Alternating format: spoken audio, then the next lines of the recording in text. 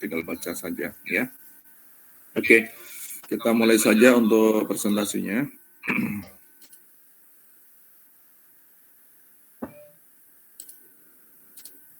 Ambil ke sini.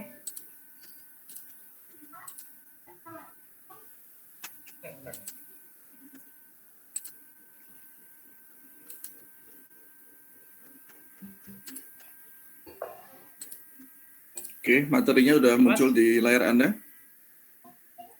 Sudah, Pak. Sudah ya? Oke, baik, makasih. Ya, bismillahirrahmanirrahim. Hari ini kita akan bicara mengenai agunan, ya.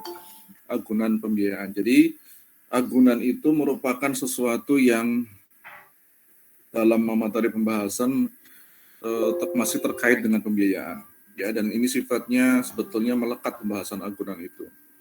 Karena pembiayaan di bank secara umum tidak akan lepas dari adanya agunan. Maaf, ini ada yang baru gabung kayaknya. Oke.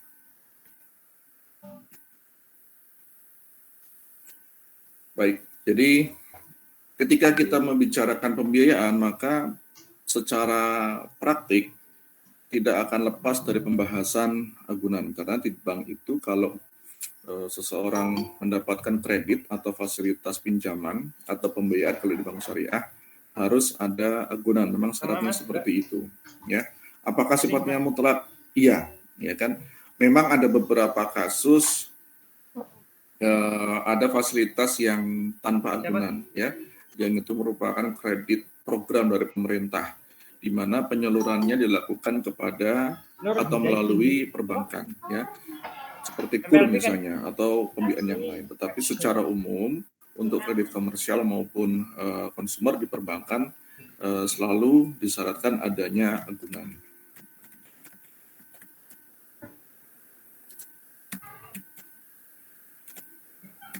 Setelah ini kita close ya, akses untuk Google Meet ya, biar nggak ganggu jalannya materi. Baik, yang pertama kita bicara dulu mengenai dasar adanya agunan sebagai syarat pembiayaan, ya. Dan ketentuan mengenai harus ada agunan ada di dalam Undang-Undang Nomor 10 Tahun 98. Yang ini merupakan undang-undang pengganti atau perubahan dari undang-undang sebelumnya, yaitu Nomor 7 Tahun 92. Di dalam undang-undang yang terbaru, di situ disebut bahwa dalam memberikan pembiayaan, bank wajib menempuh cara-cara yang tidak merugikan bank dan kepentingan nasabah yang mempercayakan dananya kepada bank. Jadi di sini ditegaskan secara tidak langsung atau secara letterlock memang tidak disebutkan bahwa harus ada agunan, tetapi pengertian dalam pembiayaan bahwa bank wajib menempuh cara-cara yang tidak merugikan bank itu artinya bank harus punya yang disebut sebagai second way out, ya, atau jalan keluar yang kedua atau yang terakhir sebetulnya, yang merupakan bumper atau antisipasi dari adanya pembiayaan yang bermasalah atau non-performing financing kalau di bank syariah, atau NPL, non-performing loan kalau di bank konven, ya, tapi itu pengertiannya sama, yaitu adanya kredit yang bermasalah. Oke? Kenapa seperti itu? Karena sebetulnya bank itu harus mengamankan dana yang disalurkan ke masyarakat. Jangan sampai kemudian ketika terjadi masalah, dana tersebut tidak kembali dan bank tidak punya bumper untuk menjadikan liquid kembali pinjaman tersebut, yaitu adanya agunan. Karena kalau ada agunan, nanti agunan ini yang akan dilikuidasi atau dijual, ya, dan hasil penjualan digunakan untuk menutupi sisa pinjaman yang tertunda, ya. Dan ini bisa dipahami karena di awal materi saya juga sudah sebutkan sebetulnya uang yang digunakan bank untuk penyaluran kredit atau pembiayaan adalah uangnya nasabah yang menyimpan dananya di bank, ya. Sehingga kemudian di dalam undang-undang juga disebutkan dan kepentingan nasabah yang mempercayakan dananya kepada bank, ya. Karena kalau dana nasabah yang diputar kembali oleh bank kepada pembiayaan bermasalah, maka kemudian dana nasabah yang disimpan di bank itu juga kemudian bermasalah juga, ya.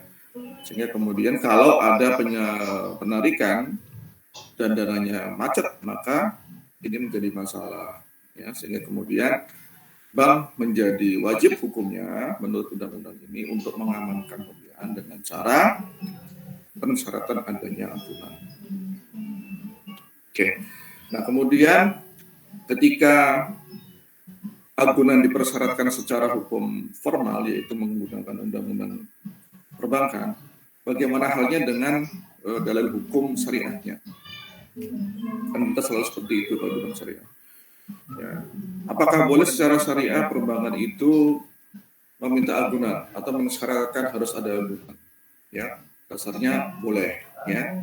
Yaitu ada paling tidak ada dua dalil, ya, yang berdasarkan hadis Nabi, bahwasanya Nabi Muhammad SAW pernah membeli bahan makanan dari seorang Yahudi. Kebetulan penjualnya seorang Yahudinya, tidak secara tunai atau dengan utang. Dan atas pembelian secara utang tadi, Nabi memberikan atau menjaminkan, ya, baju besinya sebagai jaminan, ya. Jadi baju besi itu adalah baju perang, ya. Orang zaman dulu kalau perang menggunakan pelindung berupa baju besi. Nah, artinya bahwa dalam transaksi tidak secara tunai atau utang piutang, maka kemudian boleh memberikan sebagai jaminan, ya, sebagai jaminan apa yang menjadi syarat atau pengaman dari sebuah transaksi utang piutang.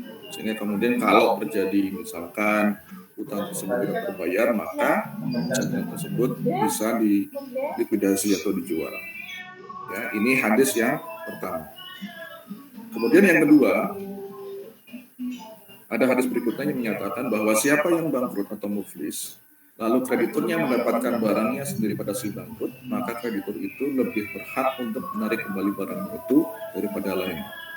Ya, jadi begini, dalam konteks perbankan syariah, ketika perbankan memberikan pinjaman, ya, dan nasabah yang mendapatkan pinjaman menyerahkan jaminan atau barang sebagai agunan, maka sebetulnya barang itu sudah menjadi milik bank pada saat diserahkan sebagai jaminan. Ya, maka ketika nasabah pinjaman mengalami muflis atau bangkrut atau gagal bayar, katakan seperti itu, dalam hal ini bank sebagai kreditur berhak untuk menarik kembali barangnya atau barangnya diserahkan sebagai agunan itu. Untuk apa? Untuk dijual atau dilikuidasi.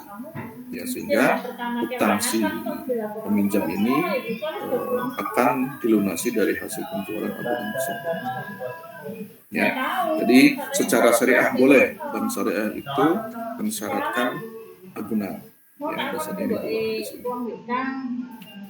Nah, sekarang kita masuk kepada jenis-jenis agunan yang diperbolehkan secara undang-undang. Ya. Yang pertama adalah agunan yang bersifat non-material atau yang non-kebendaan. Bentuk agunan non-kebendaan ini adalah berupa penanggungan hutang dari pihak ketiga yang menjamin kelancaran pembayaran kewajiban seorang nasabah apabila nasabah tersebut cedera janji atau berprestasi. Ya. Kalau di perbankan, kalau mau berprestasi atau cedera janji itu artinya ada kewajiban yang tertunggak atau tidak dibayar. Apakah itu kewajiban tertunggak hanya cuma 1 bulan atau 2 bulan atau bahkan mungkin macetnya. Kalau kategori macet itu lebih dari setahun. Yang sudah kategorinya kolektibilitas 5 itu kategori macet. Yang intinya adalah penanggungan utang ini jadi begini, saya kasih contoh. Misalkan saya punya adik, secara kelayakan sebetulnya mungkin dia dilihat oleh bank kurang layak, ya. Tetapi punya potensi, ya, tetapi secara bankable dia kurang layak.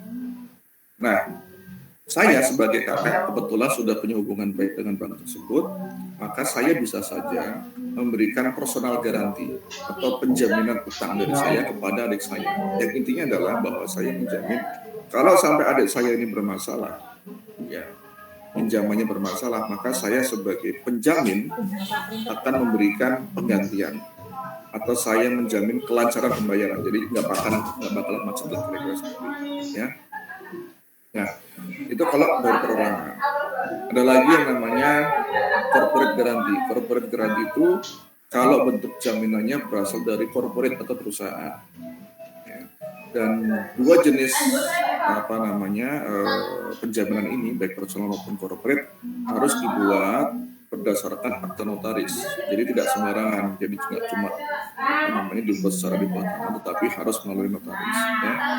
Dan meskipun kelihatannya sederhana, artinya cuma selembar surat terus atau akte gitu ya, dan saya menjamin, tetapi saya secara penuh menjamin sampai kepada harta atau aset pribadi saya, dan itu menjadi ketentuan dari personal guarantee maupun corporate guarantee. Bahkan kalaupun saya dipilotkan itu sampai seperti itu, artinya sampai tidak terbatas kepada aset pribadinya, ya.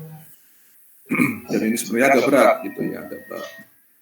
Nah, kemudian mengenai agunan sifatnya perbedaan di dalam posisi atau kedudukannya biasanya dijadikan sebagai agunan tambahan, ya, bukan agunan utama. Ya. Nah, agunan utama tetap harus ada aset, ya, aset yang senilai, dan tambahannya adalah yang non kebendaan tadi. Oke, ini ada apa? Ada, ya, beberapa kali saya juga selama menjadi praktisi perbankan ada yang menggunakan personal guarantee ini juga. Ya, tapi kalau corporate guarantee jarang ya, karena corporate itu biasanya kalau untuk mengeluarkan corporate guarantee harus melalui rapat konsultasi, dan itu gampang ya, hanya untuk memberikan corporate guarantee harus menggunakan melalui rapat pemegang saham. Tapi kalau personal guarantee cukup banyak. Kemudian yang kedua adalah agunan yang material atau sifatnya kebendaan.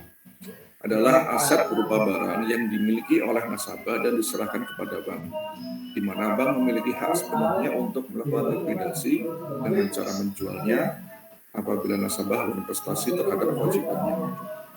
Secara definisi, untuk agunan kebendaan yang diserahkan kepada bank bisa saja dimiliki oleh orang lain selain si nasabah. Ya, secara undang-undang ini seperti itu. Ya.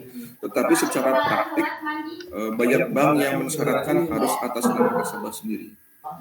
Kenapa seperti itu? Karena ini best practice, ya. Artinya kejadian yang secara umum banyak terjadi di perbankan. Kalau ada nasabah yang memberikan jaminan bukan atas nama dia atau bukan milik dia, maka umumnya itu bermasalah. Ya, sudah banyak kejadian pembiayaan yang jaminannya punya orang lain, mungkin punya orang tua, punya adik atau kakak, ya, atau punya saudara, itu biasanya bermasalah. Dan ketika terjadi masalah, terus kemudian akan dieksekusi, biasanya juga akan kerepotan banknya, karena pihak yang memiliki mungkin awalnya oke aja memberikan asetnya sebagai jaminan, tapi ketika dieksekusi biasanya keberatan. Dan saya pernah alami juga ketika masih bekerja di bank, ada satu nasabah saya yang memberikan jaminannya ada menggunakan rumah orang tuanya, ya, dan ketika terjadi masalah agak susah itu untuk mengosongkan rumah itu, karena di situ masih tinggal orang tuanya, masih tinggal adiknya dan seterusnya. Jadi sebisa mungkin atas nama nasabah, ya. Nah, atas nasabah agak gampang. Ya, meskipun di dalam kasusnya banyak sekali juga yang atas nama nasabah tapi kemudian bermasalah. Contohnya adalah saya pernah membiayai pembelian rumah, pemohonnya adalah suaminya. Terus kemudian rumah yang dijaminkan atau yang dibeli di atas namakan istrinya. Baru jalan beberapa bulan ternyata mereka bercerai. Bercerai. Terus kemudian alasannya, toh yang dijadikan jaminan rumah itu atas nama istrinya. Jadi kalau mau disita aja. Kira-kira begitulah. Jadi ya harus hati-hati ya. Jadi kalau bang misalkan pembiayaan atas nama si suami, ya sebaiknya rumahnya di balik nama atas nama suami. Terutama waktu itu pembelian rumah. Oke, itu sebagai salah satu contoh kasus mengenai beberapa jenis agunan ya, non material penyimpanan. Sekarang kita lihat mengenai agunan kebendaan. Kalau yang kebendaan nggak kita bahas ya, contohnya cuma 2, corporate sama personal. Sekarang kita bahas yang berupa agunan kebendaan. Yang pertama adalah agunan kebendaan yang dikategorikan sebagai benda tidak bergerak. Sekali lagi, benda tidak bergerak. Benda tidak bergerak biasanya berupa aset berupa tanah dan barang-barang lain yang karena sifatnya oleh undang-undang dinyatakan sebagai benda tidak bergerak. Contoh misalkan tanah teman itu jelas ya, pesawat terbang dan kapal laut dengan bobot 20 ton ke atas.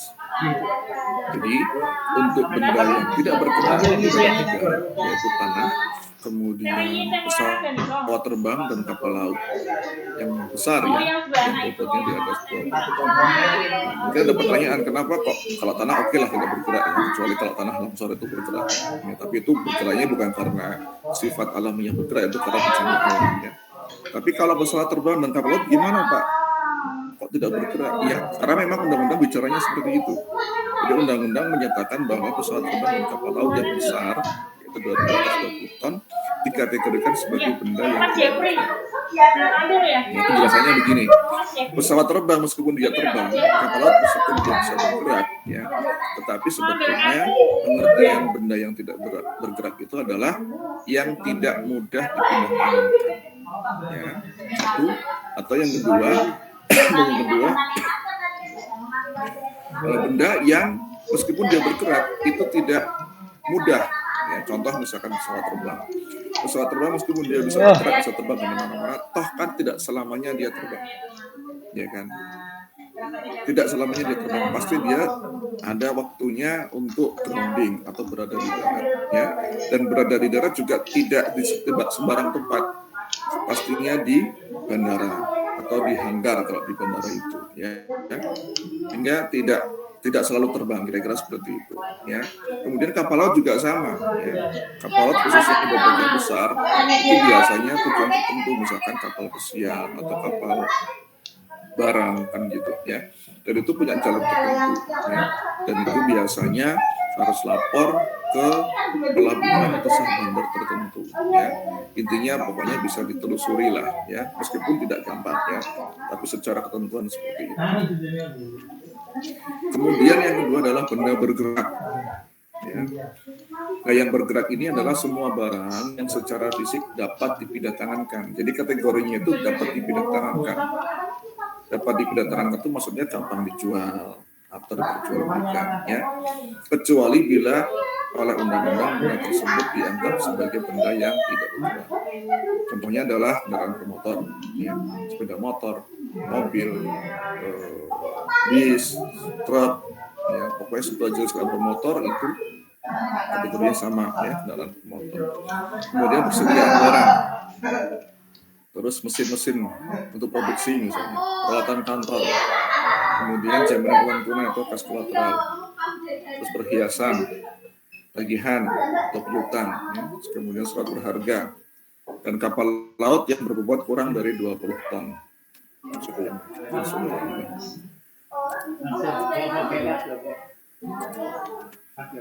Oke, saya lanjut ya. Jadi benda bergerak itu adalah benda yang syaratnya atau kategorinya adalah bisa dipindah-tangankan secara fisik atau mudah dipindah-tangankan atau diperjualbelikan.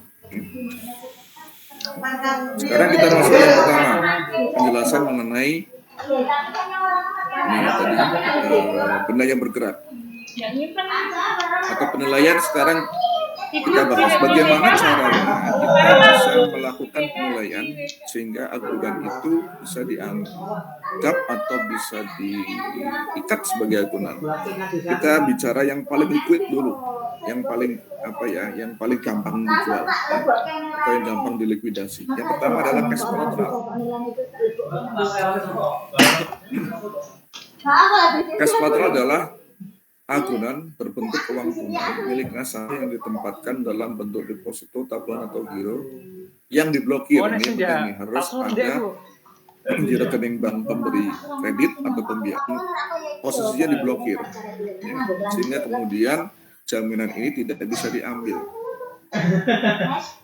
Cash collateral merupakan aturan yang sangat liquid, pasti ya. Kenapa? Karena ya namanya uang tunai pasti liquid, ya. Jadi kalau ada nasabah yang menjaminkan cash collateral di bank, itu sangat gampang buat bank.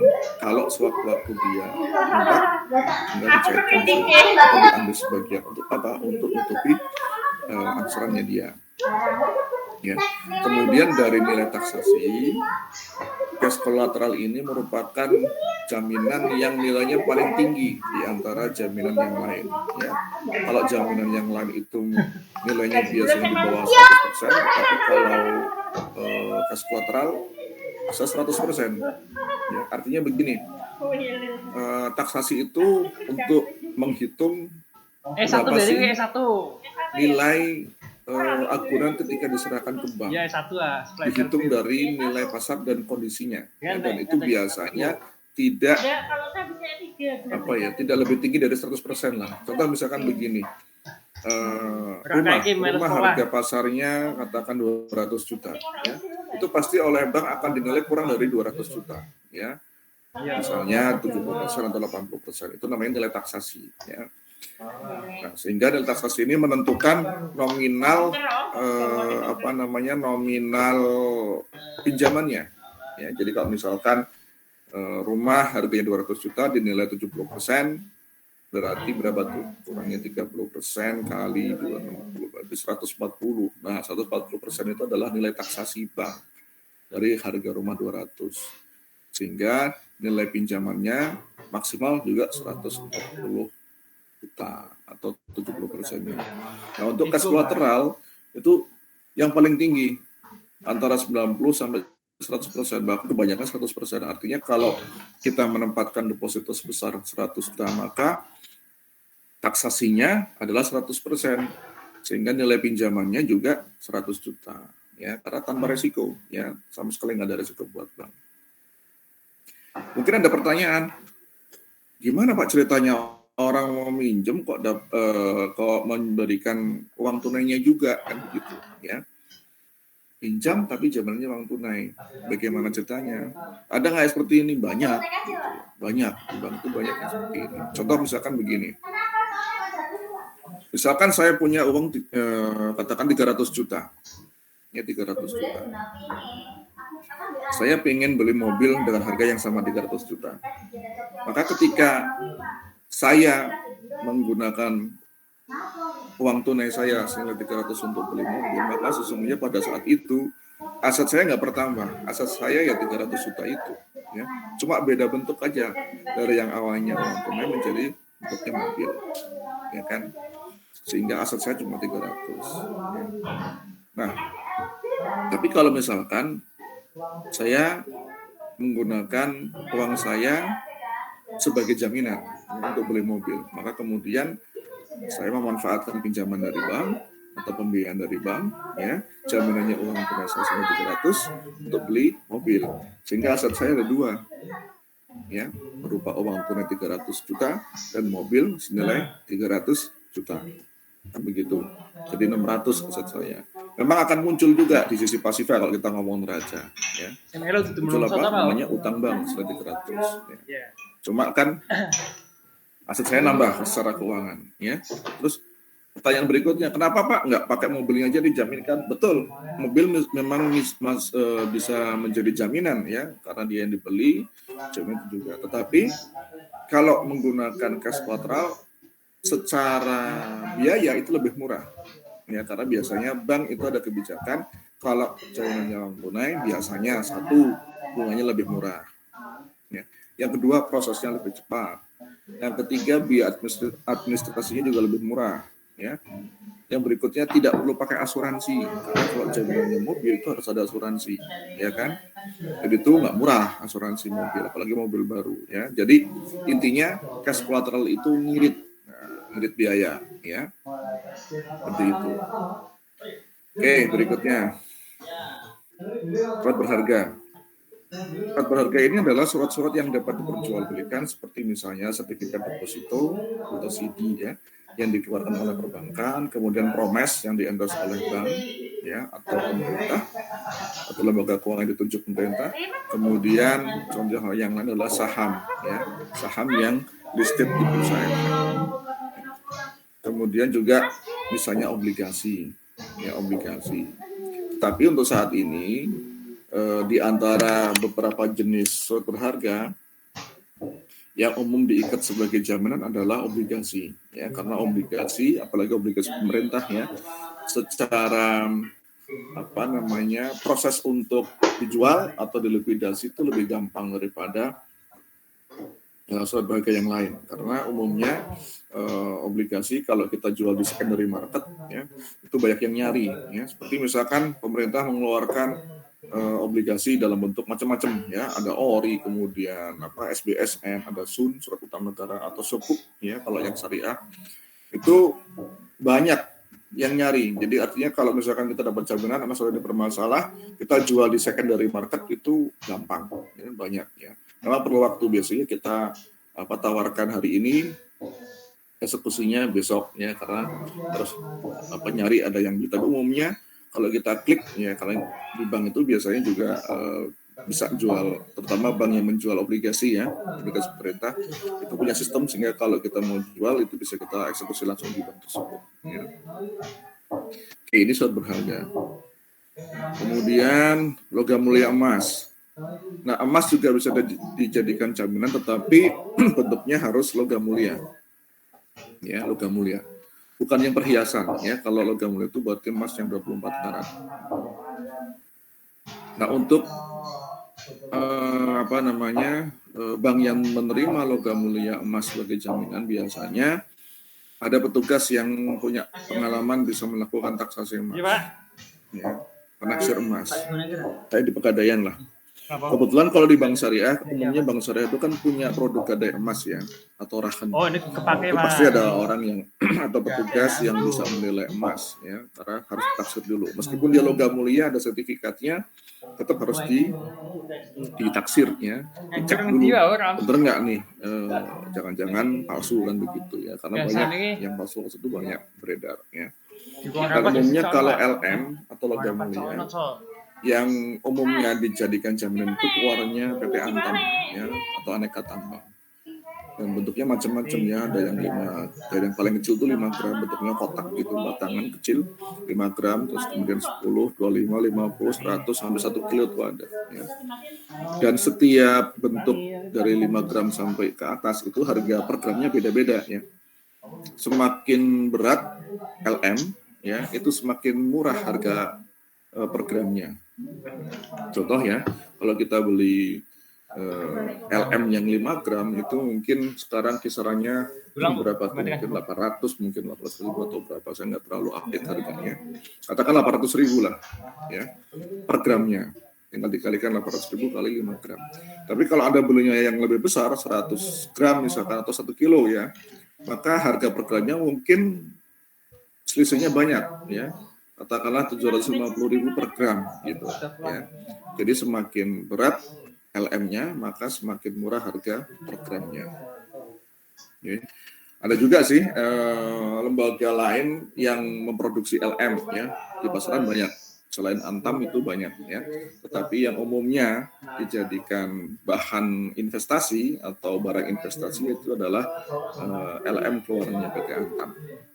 Dan enaknya PT Antam begini, setiap hari dia akan rilis harga pasaran emas yang diproduksi dia. Jadi kita gampang ngeceknya, oh hari ini harganya berapa, ya, termasuk pergerakan harganya. Jadi kalau hari ini ada pergerakan harga, Antam nanti akan ngeluarin ya harga terbaru berapa. Nah itu menjadi salah satu kemudahan bank untuk melihat taksiran harganya berapa, gitu, ya. Logam mulia emas dari Antam. Terus kemudian yang berikutnya adalah tanah dan bangunan. Nah ini adalah bentuk aset yang sangat umum diikat oleh bank sebagai jaminan ya. Nah, tanah dan bangunan adalah jaminan yang punya nilai lebih, nilai plus. Kenapa? karena harganya cenderung mengalami kenaikan. Ya, jadi secara umum harga aset berupa tanah dan bangunan semakin lama semakin mahal, kan begitu ya. Dan umumnya kalau pembiayaan kan ada yang 3 tahun, 5 tahun, 10 tahun ya. Pada misalkan kita ngomong pembiayaan rumah lah, pembiayaan rumah dengan jangka panjang 10 tahun misalnya ya. Katakan harganya 200 juta gitu ya. Maka ketika berjalan separuh sampai 5 tahun misalnya, sisa kreditnya akan menurun ya, dari 200 juta tinggal 100 misal. Tetapi harga rumah yang tadinya mungkin 200 malah naik ya kan, katakanlah menjadi 300 juta ya.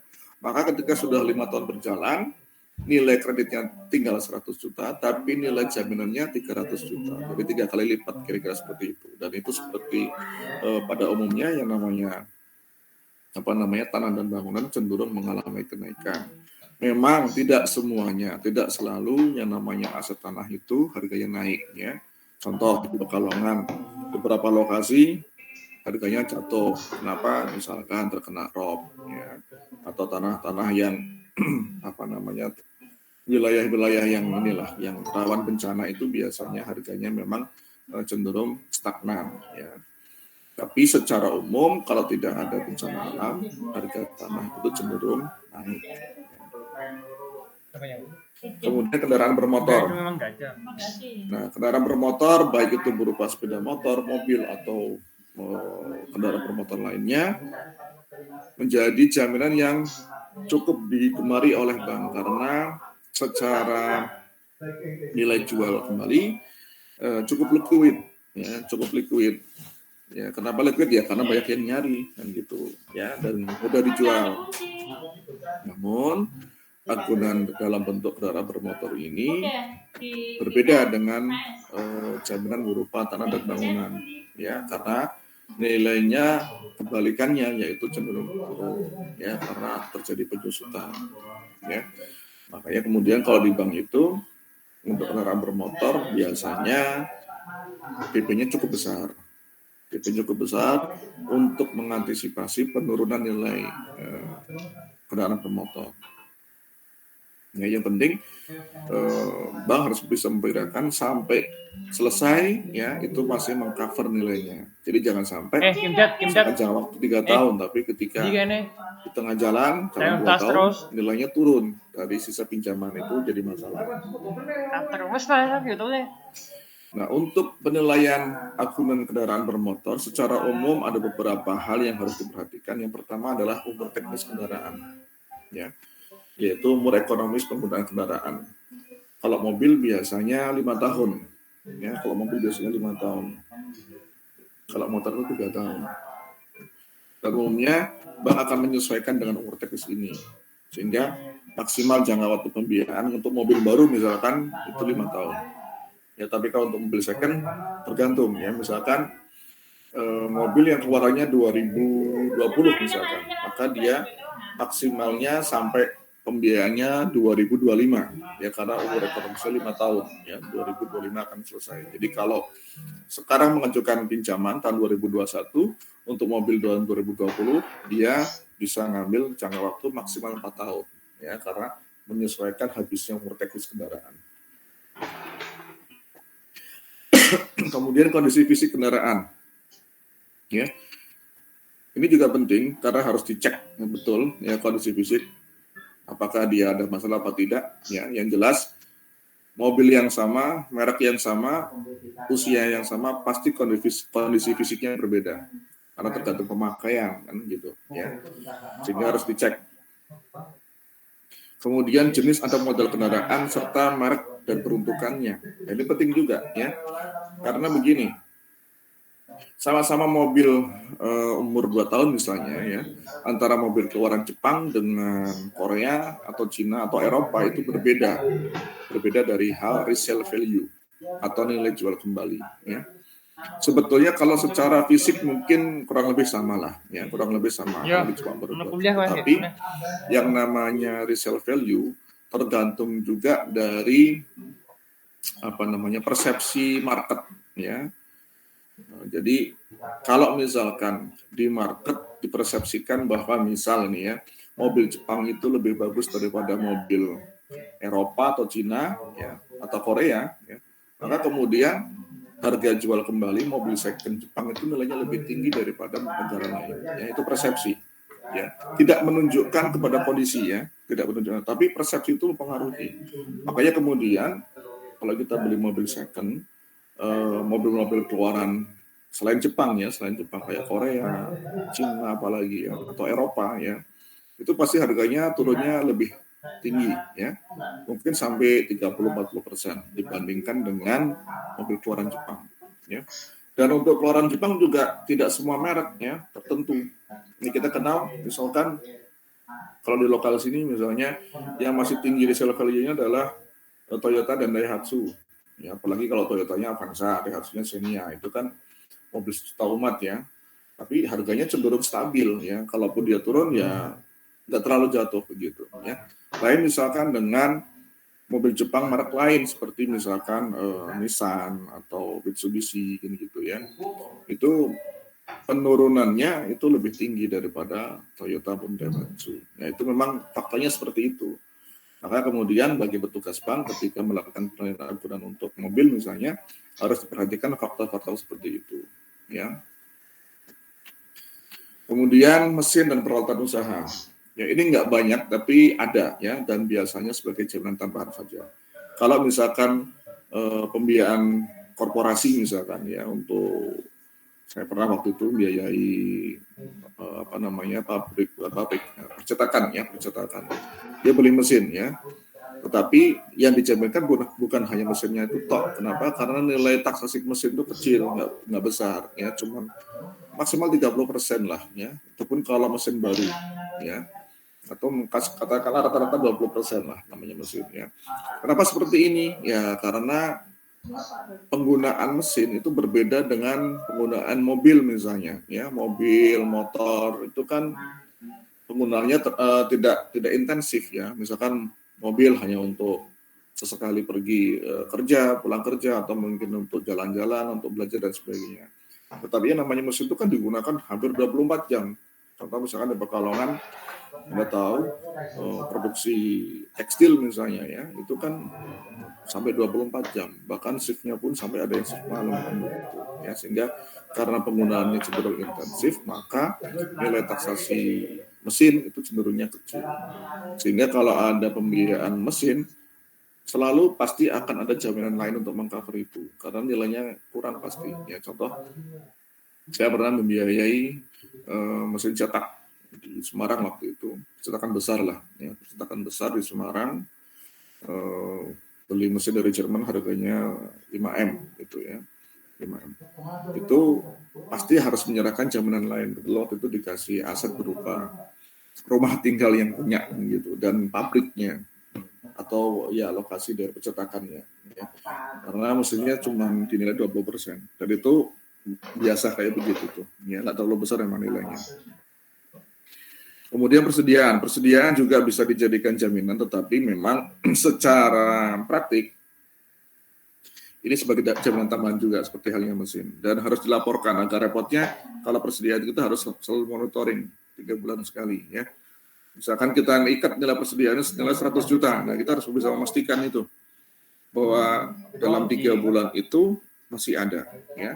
Masih ada. Kalaupun tidak ada pastinya biasanya selalu seperti itu. Yang namanya persediaan itu kan pasti ada saatnya besar, ada saatnya nol kan begitu ya. Nah, karena ini jaminan tambahan, maka biasanya kalau di bank harus ada jaminan utama lain yang mengcover nilai itu ya. Terus ngapain Pak diikat? Ya, karena itu terkait dengan skema pembiayaannya. Misalkan tadi ya percetakan ya. Percetakan kan pasti ada bahan baku berupa kertas, lem, bahan penolong lainnya kan gitu. Nah itu harus diikat juga sebagai jaminan satu kesatuan. Karena kalau nggak diikat ya, karena kita modal itu modal kerjanya, ya, modal kerjanya dan atau produksinya seperti mesin tadi. Maka segala sesuatu terkait itu juga kita ikat sebagai jaminan. Terus kemudian piutang dagang. Piutang dagang tagihan bisa juga dijadikan jaminan, tetapi ada syaratnya, yaitu pertama harus efektif, artinya tagih siap bayar. Contoh misalkan ada pengerjaan misalkan bangun gedung lah di Unikal ya, Dan ini sudah selesai, sudah siap serah terima, sudah dinyatakan selesai gitu ya, sudah ada peta acaranya, tinggal bayar saja. Nah, pembayarannya mungkin agak lama, misalkan 2 bulan. Nah, itu sembari misalkan dia nunggu pembayaran, dia punya utang, tagihan itu bisa dijadikan jaminan. Ya, yang penting sudah efektif itu artinya siap bayar. Ya. Tapi kalau tagihannya belum efektif, misalkan dalam proses untuk pengerjaan, belum selesai, belum bikin dan sebagainya, itu belum bisa dijadikan jaminan karena belum efektif.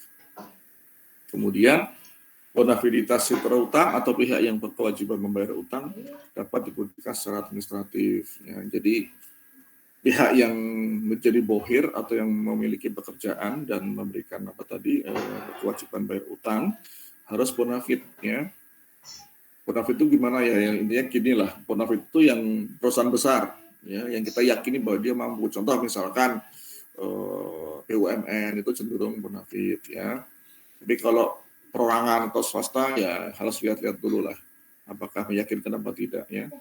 Tapi memang tidak semua BUMN juga bonafid ya. Contoh misalkan sekarang Garuda itu kan hampir bangkrut itu malah ya. Ya sebenarnya sudah bangkrut sebenarnya, cuma belum dipilotkan aja sebetulnya. Ya, tapi secara keuangan dia sudah bangkrut. Ya. Itu yang nggak bonafid juga sebetulnya. Jadi harus dilihat-lihat juga lah. Kemudian pesawat udara. Pesawat udara atau pesawat terbang bisa dijadikan jaminan. Ya, bisa dijadikan jaminan. Meskipun tidak gampang. Ya, kapal laut juga sama.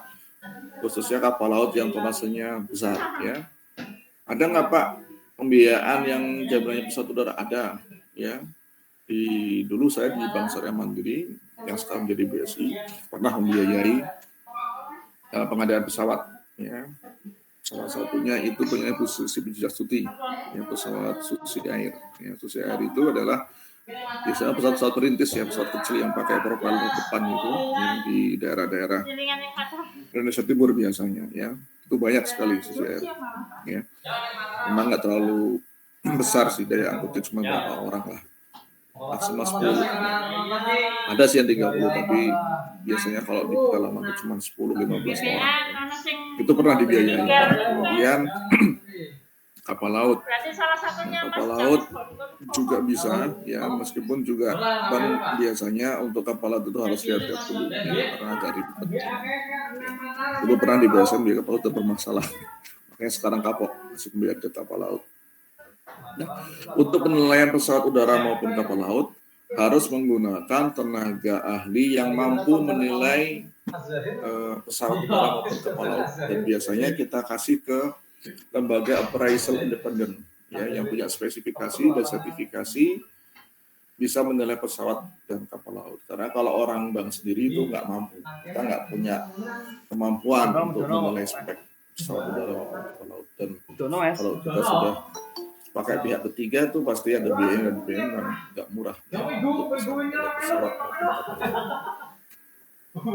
Oke, ini materi pertama mengenai aturan. Sampai di sini ada pertanyaan sebelum kita lanjutkan ke materi berikutnya mengenai pengikatan jaminan. Silakan. Monggo kalau ada.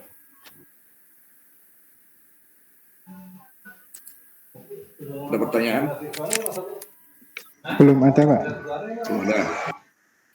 Yang lain selain Mas Nainun ada yang ingin penjelasan? Karena biasanya beberapa hal terkait pembiayaan ini ada, atau aturan ada yang kasus-kasus ini biasanya. Ya, yang terbaru ada kalau mengikuti kasus Nirina Zubair, Nirina Zubair. Ya, yang sertifikat dia percayakan sama asisten rumah tangga, tapi ternyata dibalik nama atas nama dia dan suaminya. Nah, itu kalau di bank, saya beberapa kali ngalamin itu. Bukan saya ya, bank saya di BSN dulu. Ya biasanya kalau kasus-kasus seperti itu, jaminan bermasalah pasti ada melibatkan, nggak cuma sendirian lah intinya. Ada petugas bank, kemudian pejabat banknya, terus kemudian notaris pasti terlibat, ya, karena namanya fraud ya, atau penggelapan itu pasti tidak sendirian, ya.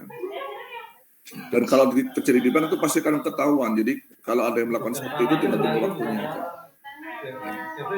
Oke, saya kalau nggak tanya deh, saya mau tanya deh. Ini kasus, gitu, ini kasus.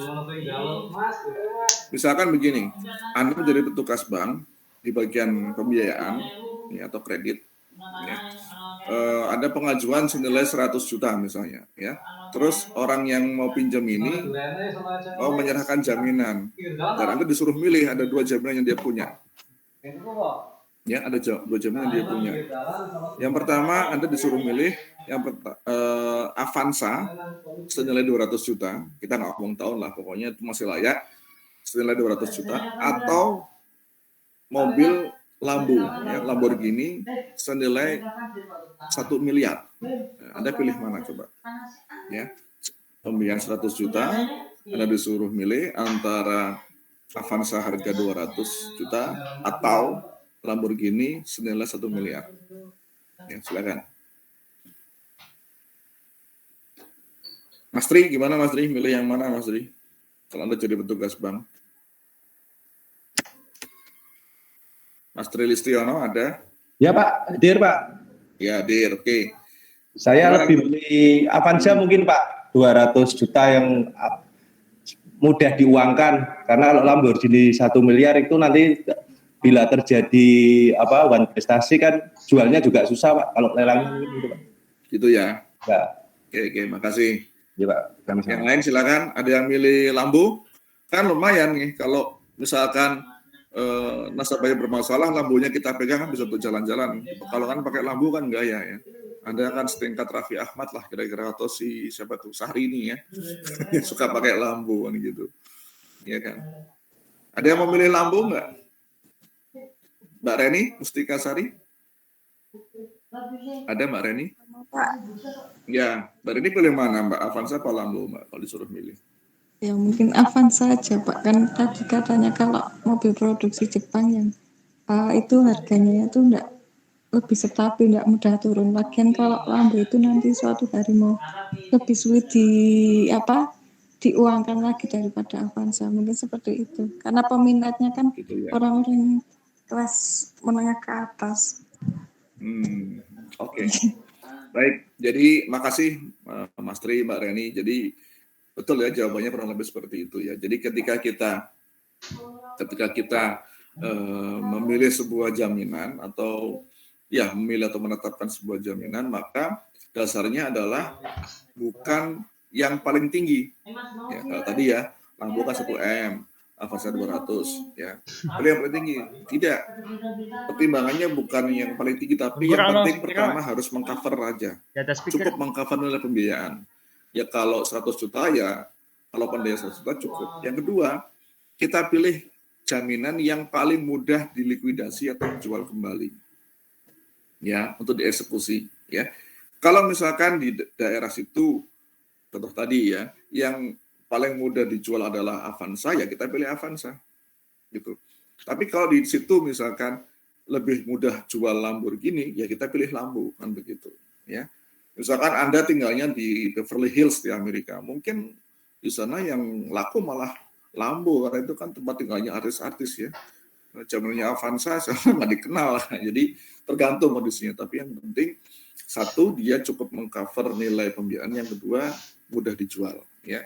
Kalau yang mudah dijual Lambo ya pilih Lambo, kalau yang mudah dijual Avanza ya Avanza. Jadi tergantung kondisi. Oke? Nggak ada lagi pertanyaan? Kalau nggak ada saya lanjutkan ke materi berikutnya. Pak, izin tanya sebentar Pak. Yeah. Oh ya, silakan Mas Ri. Yeah. Matur nuwun atas kesempatannya Pak.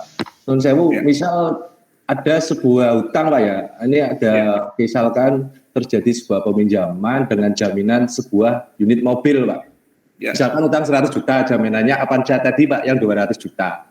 Ya. Ternyata terjadi one prestasi, dan yang hutang itu juga menghilang Pak. Dan kebetulan kan jaminan kan pasti BPKB-nya Pak, bukan unitnya.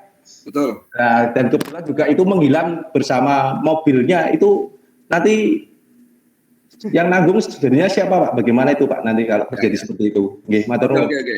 Baik, makasih Mas Tri. Jadi begini, yang harus dipahami, setiap agunan yang diserahkan kepada bank, selain diikat secara legal formal, nanti kita bicara ya, habis ini materi mengenai pengikatan jaminan, Yang berikutnya adalah harus di-cover dengan asuransi. Oke, sekali lagi harus di-cover dengan asuransi. Ya. Asuransinya apa? Asuransi kerugian barang.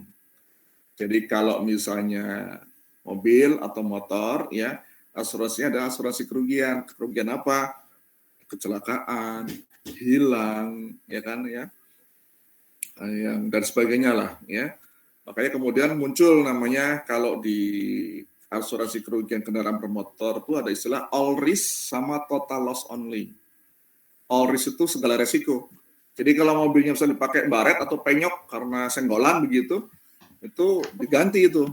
Caranya gimana ya? Tinggal klaim aja, bawa ke bengkel, klaim diperbaiki. Ya. Itu yang pertama all risk. Ya.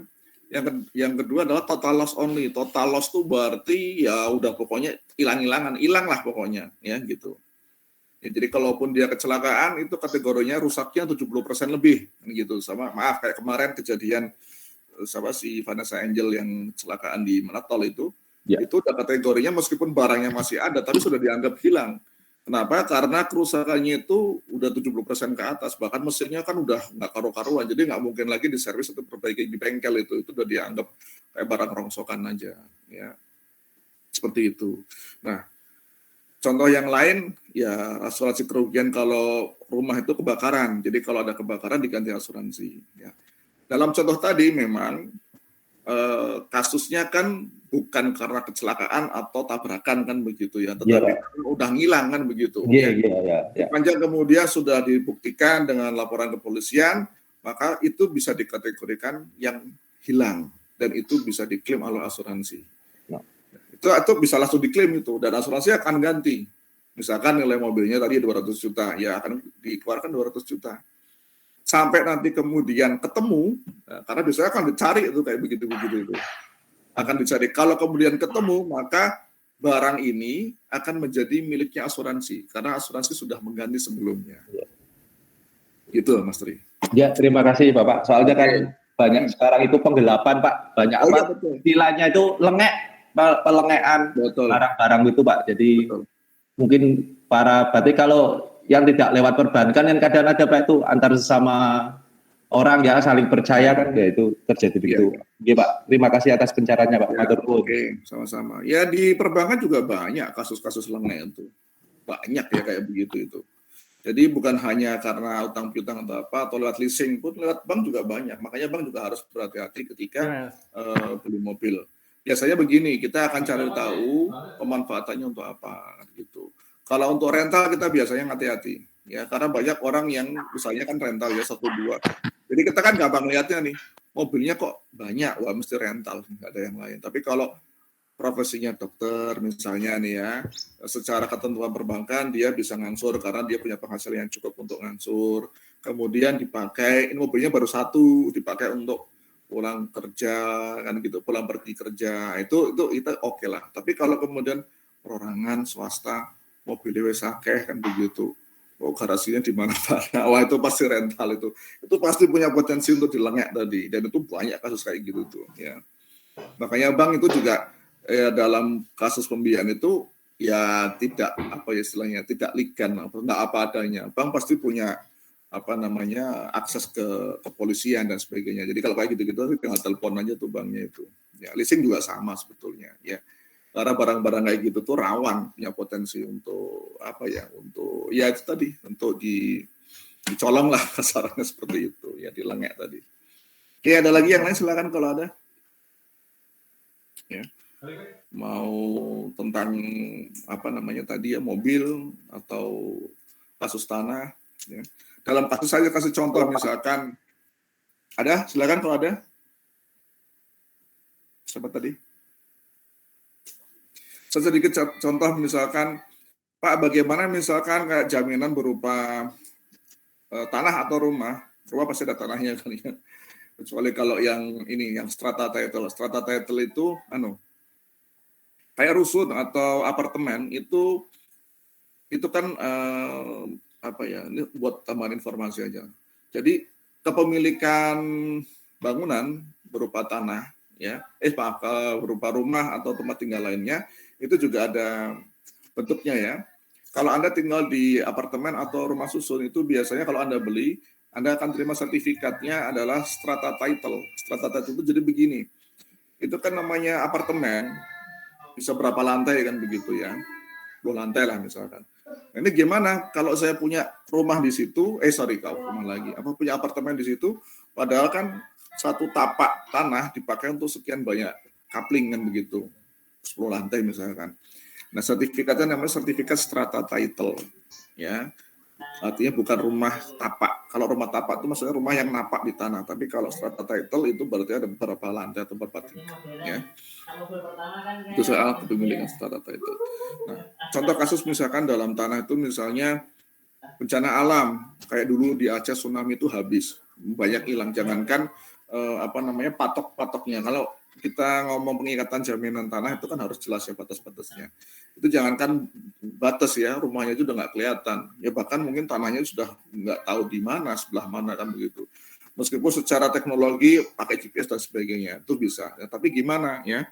Atau contoh lain misalkan waktu bencana di Palu yang tanah likuifaksi itu udah nggak karuan lagi itu ya. Rumahnya aja udah kesedot ke bawah dan bentuknya sudah nggak kayak dulu kan gitu. Bukan seperti yang semula.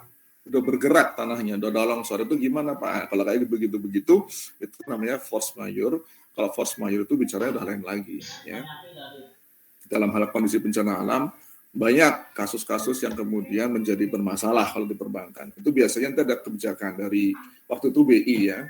BI misalkan ada perbankan yang membiayai perumahan yang kemudian terkena bencana tsunami misalkan atau kayak kemarin yang di Palu itu bisa diperkecualikan. Ya umumnya biasanya kalau di bank itu di write off atau dihapus bukukan. Karena nggak mungkin juga kita nagih gitu. Kayak tsunami di Aceh itu orangnya juga nggak ketahuan kemana, karena udah hilang ya, bukan meninggal, hilang gitu. Ada kawan saya di perbankan di BSM Aceh itu ada 2 orang atau 3 orang itu juga udah nggak ketahuan di mana, ya pastinya meninggal gitu. Ya, apalagi kita mau menyita jaminannya, udah nggak karuan lagi bentuknya. Makanya kayak begitu tuh biasanya di write off atau dihapus bukukan. Oke, kalau nggak ada saya lanjutkan ke materi berikutnya yaitu mengenai pengikatan jaminan. Nah, tadi kita udah mengenal bentuk-bentuk atau jenis-jenis agunan. Sekarang kita belajar bagaimana agunan itu diikat sebagai jaminan, ya. Karena pengikatan ini harus secara legal. Legal itu artinya memang resmi diakui sah secara hukum di Indonesia bahwa sebuah agunan statusnya adalah jaminan. Ya, karena harus dipahami ketika jaminan itu diserahkan kepada bank, maka jaminan itu kepemilikannya berpindah kepada bank dan perpindahan kepemilikan itu menggunakan proses yang namanya pengikatan. Ya, di Indonesia untuk pengikatan jaminan atau agunan itu sama ya. Kalau saya ngomong agunan sama jaminan sama ya sebetulnya ya, karena agunan itu istilah bank ya. Tapi pengertiannya sama dengan jaminan. Ada 4. Ya, ada 4. Yang pertama adalah hak tanggungan atau kalau orang bank biasa menyingkat sebagai HT. Ya, hak tanggungan ini digunakan untuk aset berupa tanah. Ya, jadi kalau agunan berupa tanah diikat dengan namanya HT. Yang kedua hipotek. Ya, dulu tanah sebelum tahun 96 pengikatannya secara hipotek. Tapi setelah ada undang-undang khusus tanah atau khusus mengenai hak tanggungan, maka tanah dikeluarkan dari hipotek ya dan dirubah menjadi hak tanggungan. Sedangkan hipotek yang tersisa adalah digunakan untuk jaminan berupa pesawat dan kapal laut yang tonasenya di atas 20 ton. Oke. Yang ketiga gadai. Gadai itu digunakan untuk jaminan yang sifatnya liquid ya dan diserahkan kepada bank atau dipegang oleh bank. Itu biasanya berupa perhiasan dan uang tunai atau surat-surat piutang, surat-surat tagihan itu diserahkan secara gadai. Dan yang keempat, yang terakhir adalah fidusia. Fidusia ini dari bahasa Belanda, ya, singkatan dari fiduciary eigendom overdracht atau VEO. Jadi kalau kita ngomong VEO itu ya fidusia sama ya, yaitu pengikatan atas aset yang tidak bisa dipasang HT, tidak bisa dipasang hipotek, dan tidak bisa dipasang gadai. Nah, itu semuanya larinya ke fidusia. Jadi fidusia itu pengikatan sapu jagat. Ya, pokoknya kalau nggak bisa di HT, nggak bisa hipotek, nggak bisa gadai, itu pasti larinya ke fidusia. Gitu, ya. Oke, sekarang kita lihat yang pertama. HT, ya. Menurut Undang-Undang Nomor 4 Tahun 96, HT adalah hak jaminan yang dibebankan atas aset berupa tanah. Ya. Ya. Nah, tanah di sini mengacu kepada Undang-Undang Nomor 5 Tahun 60 tentang Peraturan Dasar Pokok Agraria. Yaitu didefinisikan tanah adalah berikut atau yang tidak berikut benda-benda lain yang merupakan satu kesatuan dengan tanah itu untuk pelunasan utang tertentu yang memberikan kedudukan yang diutamakan kepada kreditur tertentu terhadap kreditur-kreditur lain. Jadi intinya begini, kalau ada jaminan berupa tanah, maka bukan hanya tanah saja yang dijaminkan, tetapi semua yang ada di atasnya. Ya, kalau di situ ada benda-benda lain, misalkan ada bangunan, yaitu berarti bangunannya menjadi satu kesatuan dalam bentuk sebagai jaminan. Ya. Kalau di situ ada pabrik, ya pabrik itu ikut dijaminkan. Kalau di situ ada ruko, ya ruko itu dijaminkan. Ya. Tapi sebetulnya semuanya itu berawal dari tanah. Itu. Kalau tanah di atas tanah itu ada perkebunan misalkan, kelapa sawit atau perkebunan kopi atau cengkeh, maka pohon atau kebun yang ada di situ otomatis juga menjadi aset yang dijaminkan.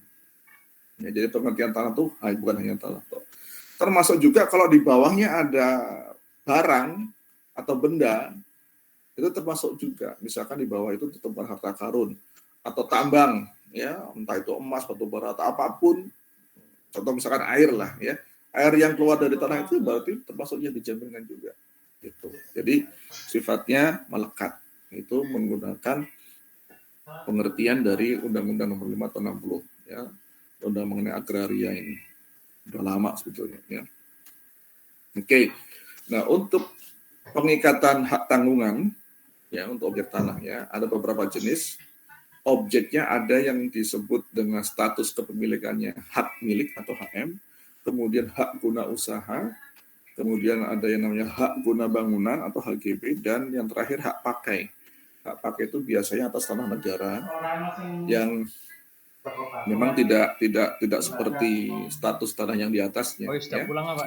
Secara Kan sesuai jam sekolah. peringkat, yang paling tinggi adalah hak milik.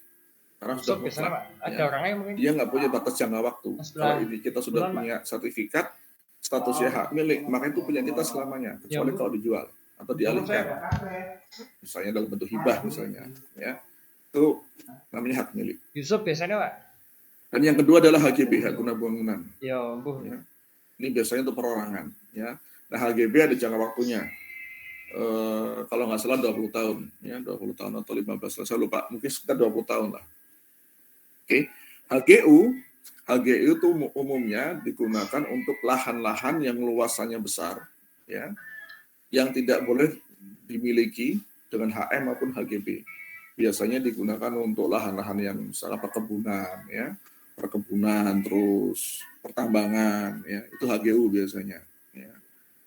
Karena biasanya dipakai untuk tadi yang dieksplorasi, ya. Dan nggak mungkin juga karena luasnya di atas 10.000 kita pakai HM atau HGB, itu nggak bisa, ya. Dan yang terakhir adalah hak pakai. Hak pakai itu sebetulnya bukan hak milik sebetulnya, ya, bukan hak milik. Dia cuma pakai aja, karena dia berdiri di atas tanah negara. Contoh misalkan kalau mana ya? Oh, ini hak pakai atas aset-asetnya PT KAI, ya, PT Kereta Api Indonesia. Ya, jadi PT KAI itu salah satu BUMN yang punya aset besar, ya, di Indonesia, karena sepanjang dia punya rel kereta api. Sebentar ya, maaf ya, saya break dulu ya. Maaf, ada telepon masuk.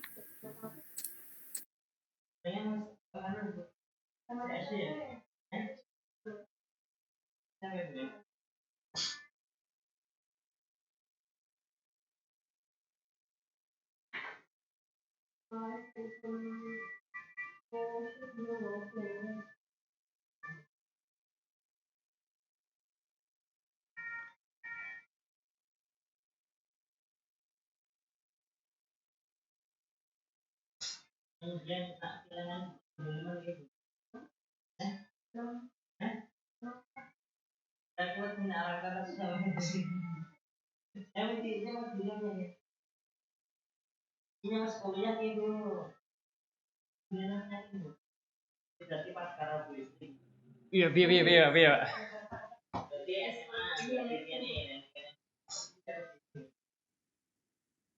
Terus Pak? Iya terus Bi.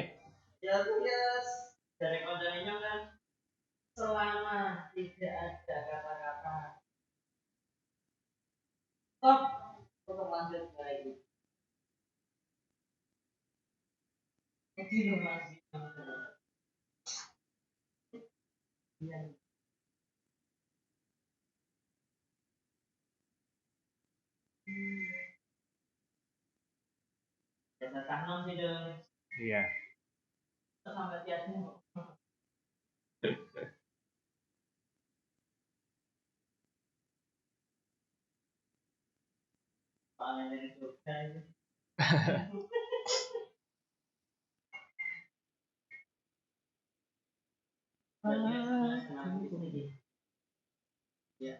Setelah download setelah ngomong Pak. Setelah ngomong. Download setelah ngomong.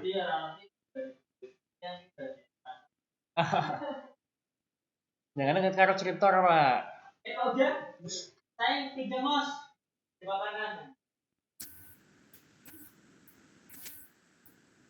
Mohon maaf, saya lanjut lagi. Ada break sebentar tadi ya. Sampai mana tadi? Oke. Jadi sampai hak pakai ya.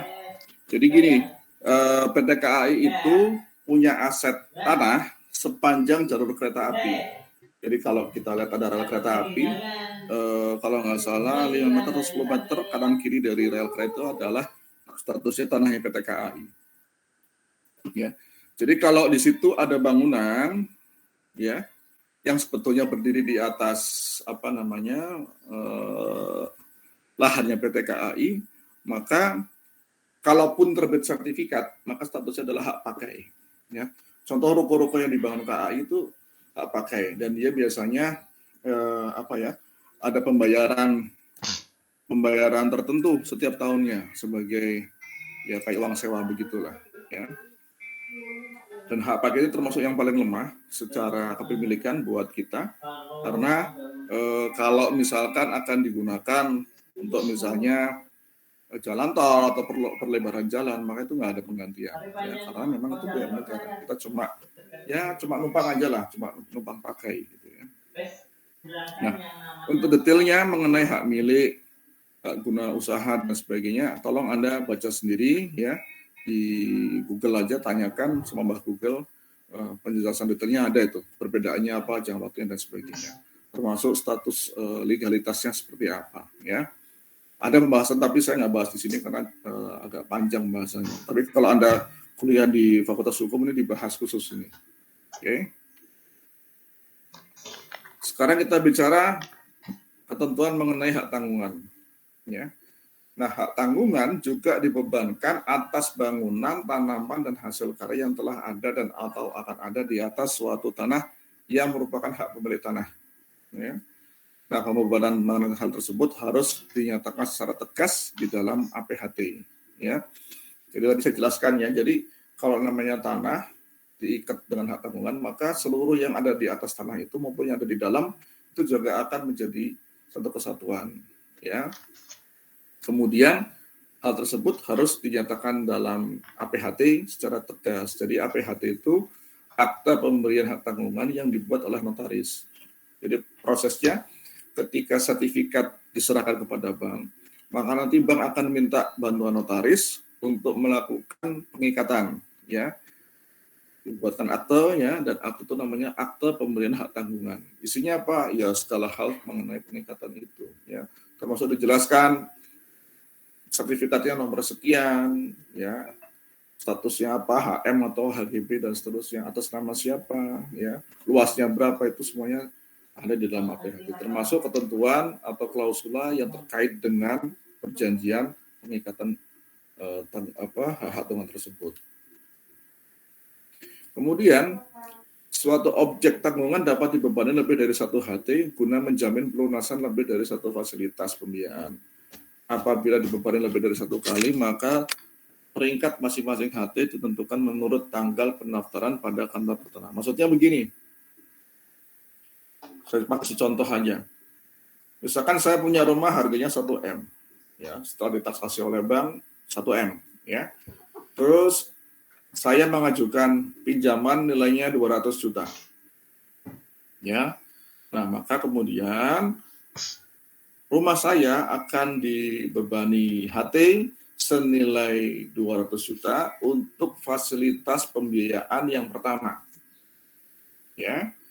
Nah, sekarang kemudian kita lihat harga 1M atau nilai 1M, ya, HT-nya 200 juta.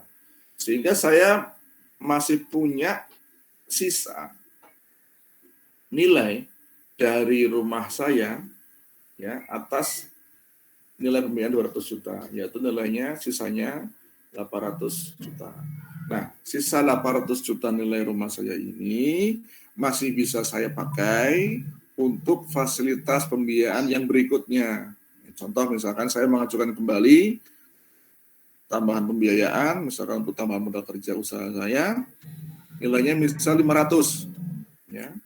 Maka kemudian bank akan melakukan pengikatan kembali rumah saya, ya, dengan HT peringkat kedua yang nilainya 500. Nah, gitu. Ya. Jadi satu aset itu bisa dipasang atau dibebani HT lebih dari satu. Itu maksudnya seperti itu. Ya.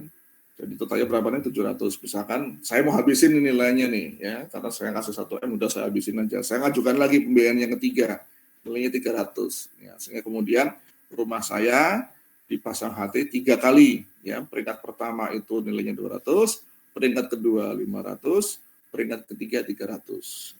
Ya, dan ini menjadi satu kesatuan. Artinya kalau kemudian pembiayaan saya yang pertama bermasalah, maka pembiayaan yang lain juga ikut menjadi bermasalah. Meskipun lancar, itu namanya one obligor. Itu konsep one obligor seperti itu.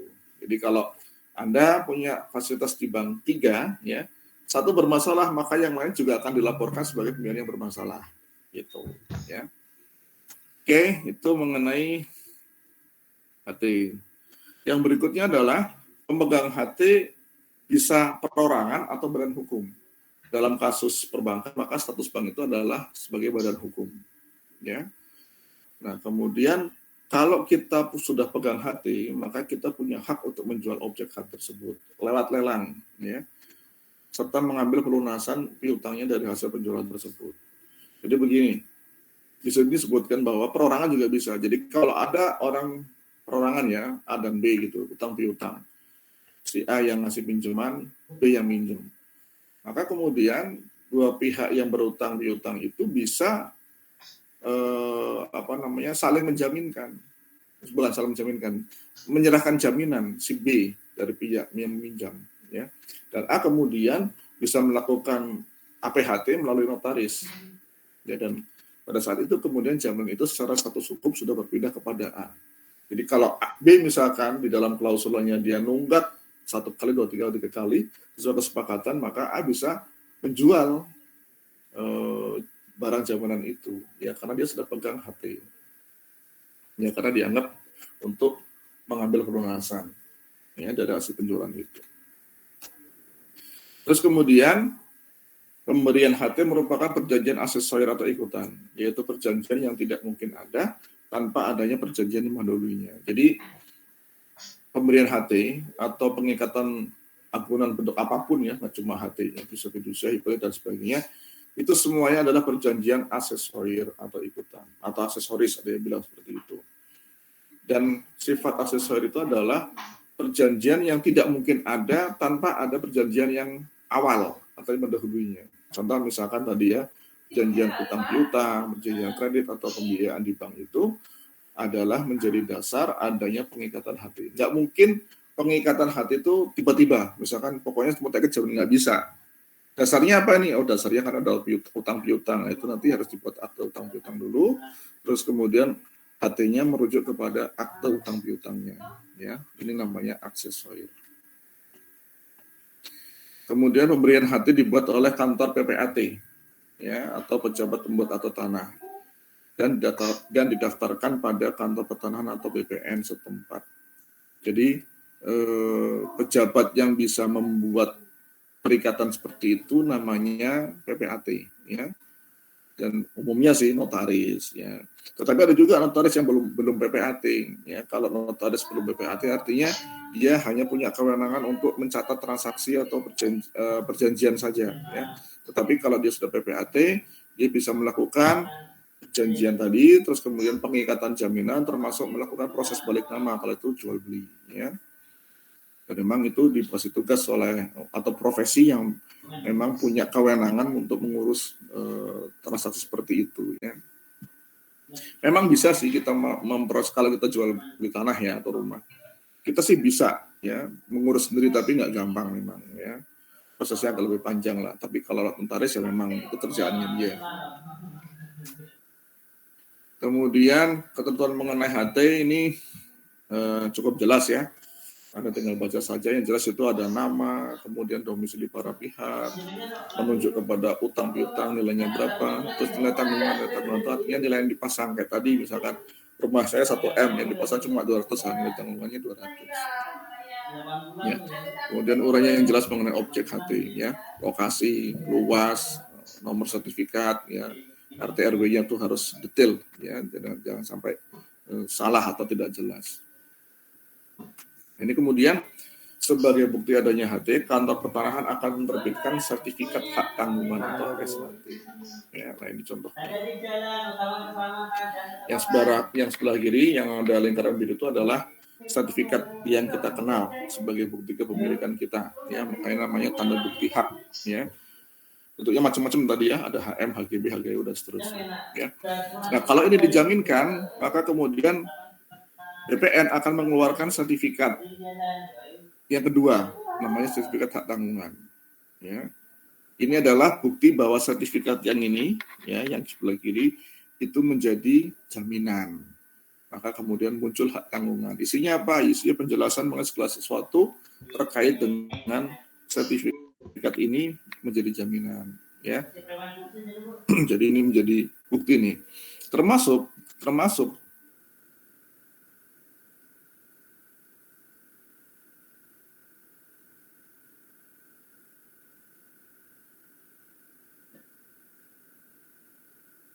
misalkan tanggal 1 November 2021, sertifikat ini dijadikan jaminan di bank muamalat misalnya. Nanti akan munculnya, ya, bank muamalat. Nah itu nomor sekian, tanggal sekian. Ya, artinya apa? Ini adalah menjadi jaminan pembiayaan di bank muamalat. Nilainya berapa akan muncul juga di situ. Artinya pada saat nama bank muamalat muncul di sini, status kepemilikannya sudah berpindah kepada bank muamalat. Dan kemudian muncul ini sertifikat hak tanggungan. Kalau sudah selesai gimana, Pak? Kalau sudah selesai di ROYA. ROYA itu adalah pengembalian nama kepada pemilik awal sebelum terjadinya pengikatan jaminan. Sehingga nanti nama bank muamalat yang tercantum di dalam lembaran kepemilikan sementara tadi akan dicoret. Dicoret artinya kembali kepada nama asalnya atau pemilik asalnya yang tercantum sebagai pemilik sertifikat. Oke, itu mengenai hak tanggungan. Sekarang kita bicara hipotek. Ya, hipotek semenjak tahun 96 hanya berlaku untuk barang selain tanah, yaitu kapal laut dan pesawat udara. Dan untuk kapal laut tonasinya di atas 20 ton, ya. Kalau yang di bawah tidak dikategorikan hipotek tapi fidusia. Ya. Nah ini sama, ciri dan sifat hipotek adalah aksesori juga. Hak preferen, ya, sama kayak yang lain juga. Jadi preferen itu begini. Aku bicok masa Pak, gendelo sama sing. Preferen itu hak keutamaan atau keistimewaan untuk didahulukan. Gendelo ki diseng-seng ki, Pak. Mungkin agak bingung. Pak kan jadi jaminan Pak otomatis didahulukan. Iya, gitu. Ya, iya. Saya kasih contoh kasus saja. Jadi dalam kasus misalkan saya lah, contoh. Saya itu misalkan punya banyak utang, ya. Ada yang utang ke bank, yang diikat dengan jaminan, ya kan. terus kemudian ada utang keperorangan, dan sebagainya.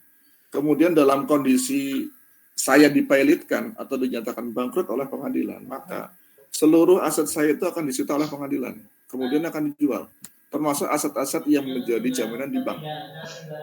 Gitu, ya. Itu kalau mengenai pilot. Terus kemudian dijual untuk apa? Untuk melunasi utang saya kepada para kreditur, ya. Nah, dalam kondisi ada aset yang diikat secara legal kepada sebuah lembaga atau perorangan, misalnya tadi ke bank, ya. Maka kalau aset ini laku, ya, uang itu atau hasil penjualannya akan didahulukan, dikembalikan kepada orang yang pegang hak preferen tadi.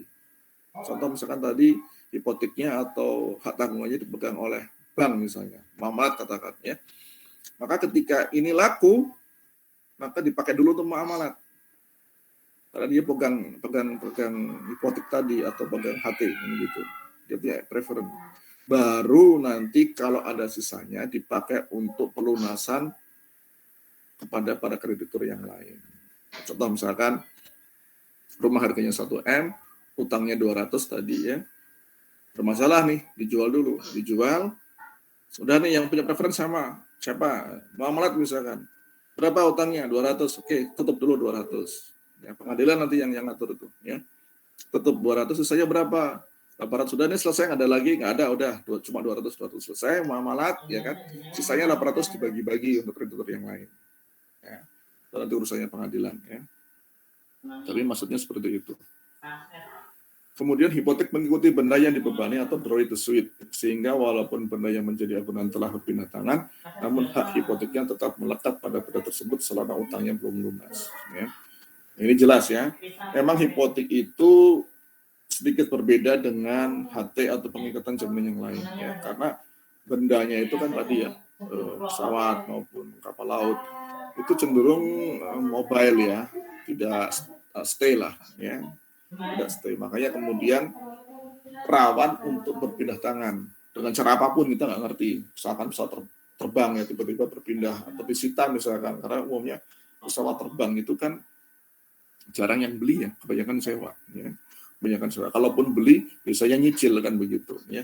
Kalau misalnya kayak Asus kemarin Garuda gagal bayar kepada para krediturnya, itu disita itu, ya, disita. Nah, itu kalaupun dia dihipotekkan, ini contoh kasus saja, kalaupun dihipotekkan, maka kalaupun itu dijual, ya, tetap hipoteknya nggak hilang, tetap melekat. Ya, kalau misalkan bank mau menyita, ya mau nggak mau orang yang pemilik barunya ya harus harus menyerahkan karena ada hipotek di situ, ya. Nah, bicara mengenai kasus ini mungkin agak menarik nih. Ini buat hipotek, ya, HT, ya. Mungkin Anda nanti harus mengikuti kasusnya Nirina Zubair. Ya, kenapa? Karena memang peralihan hak rumah orang tuanya, katanya ada beberapa gitu, ya, yang totalnya 17M itu kan ada unsur penggelapan di situ, ya. Ada unsur penggelapan. Nah, tetapi kemudian aset ini kan dijual. Nah, penjualannya secara sah, artinya secara hukum memang sudah terpenuhi, tapi kan asalnya ini barang penggelapan. Nah, itu akan menjadi menarik. Apalagi ternyata ada beberapa yang belinya itu dibiayai atau kredit oleh bank. Itu nanti kita lihat nih bagaimana putusan pengadilan, bagaimana solusinya. Dan ini agak ribet gitu. Ada ribet lah, panjang ceritanya itu. Saya akan melototi ini perjalanan ini karena itu menarik jadikan kasus, ya. Oke. Terus hipotek kapal laut saya nggak usah jelaskan, Anda tinggal baca saja, ya. Salah satu contoh kapal laut yang produksinya besar sekali, ya, kapal pesiar sampai ada helipadnya segala nih, ada helipad, ya. Ini juga kayak gedung bertingkat, ini ada berapa lantai, ya. Pokoknya intinya ini besar lah, panjangnya aja biasanya sekitar 400-an meter, hampir setengah kilo. Ada juga yang 500 meter, ya. Ini besar sekali. Hipotek kapal laut Anda baca saja, saya skip aja. Nah, hipotek pesawat terbang. Hipotek pesawat terbang yang dikategorikan pesawat terbang itu termasuk helikopter, ya, atau pesawat dengan sayap tetap, ya, yang telah mempunyai tanda pendaftaran dan kebangsaan Indonesia. Dan ini penting ya. Jadi hanya pesawat yang punya tanda pendaftaran dan kebangsaan Indonesia yang bisa dijadikan jaminan untuk hukum yang berlaku di Indonesia. Nah, tandanya apa? Jadi secara internasional ada lembaga yang yang melakukan registrasi pendaftaran pesawat. Untuk pesawat yang berasal di Indonesia atau yang dari Indonesia punya kode khusus, kodenya adalah PK, ya PK, bukan Pekalongan ya, PK, ya. Jadi semua pesawat yang berasal atau dikategorikan berdomisili di Indonesia itu kodenya PK, termasuk helikopter, ya. PK terus diikuti pakai strip dan di belakangnya ada 3 huruf, ya. Hurufnya mungkin macam-macam lah, random gitu ya. Kombinasi 3 huruf. Dan kombinasi 3 huruf itu menjadi identifikasi nomor khusus untuk pesawat itu. Ya, misalkan PK MYR, PK strip MYR misalnya. Ya. MYR ini adalah kode pesawat misalnya tipe Boeing 737 seri 900ER misal, yang dimiliki oleh Lion Air, yang digunakan untuk komersial dan sebagainya. Itu adalah menjadi kode khusus pesawat itu. Bukan nggak bisa dipakai untuk yang lain. Ya kayak plat nomor lah gampangannya. Ya. Jadi kalau Anda lihat pesawat ya, biasanya itu di bagian belakang ya, di bagian belakang itu ada kodenya. Pasti ada kode tuh PK strip apa gitu. Ya. Helikopter juga sama. Nah, itu adalah kode registrasi untuk pesawat terbang untuk Indonesia. Ya, jadi punya kode khusus. Ya, negara lain juga kodenya lain lagi. Dan hanya pesawat yang punya kode PK yang bisa diikat sebagai jaminan. Ya, ini contohnya. Nah, ini biasanya nih di bagian sini nih ada kodenya. Anda coba searching nanti lah. Ya, pesawat itu pasti ada nih PK apa gitu di sini. Ya, kalau helikopter juga sama di bagian lambung belakang sini suka ada kode nih. Itu adalah kode identifikasi untuk pesawat. Ya. Jadi kalau misalkan kecelakaan gitu ya, kayak misalkan tenggelam, ya terus kemudian diketahui, ada kodenya nih PK apa, oh ini berarti pesawat Indonesia ini, gitu. Atau kode negara lain akan pasti diketahui, ya karena itu hanya diregistrasi atas pesawat tersebut, jadi semacam kayak plat nomor. Ya. Yang lain-lain terkait dengan hipotek pesawat terbang, saya skip aja, saya masuk ke gadai. Ya. Nah, gadai itu dilakukan untuk jaminan berupa logam mulia, emas, kemudian kas kolateral dan surat berharga lainnya. Oke. Dan sama seperti pengikatan jaminan yang lain, dia juga punya hak preferen atau keutamaan. Ya. Nah, objek gadai adalah surat berharga, bisa deposito atau buat giro, kemudian logam mulia, ya atau perhiasan lainnya, dan barang-barang perniagaan yang objeknya dikuasai oleh bank. Ya. Bila objek akuntannya dikuasai nasabah, maka diikat secara fidusia. Jadi, gadai itu intinya begini, gadai itu memang untuk logam mulia, perhiasan, dan uang tunai. Tapi juga bisa digunakan untuk barang-barang lain yang objeknya itu diserahkan kepada bank. Contoh apa? Contoh misalkan sepeda motor. Ya. Sepeda motor ketika diserahkan kepada bank, maka namanya gadai.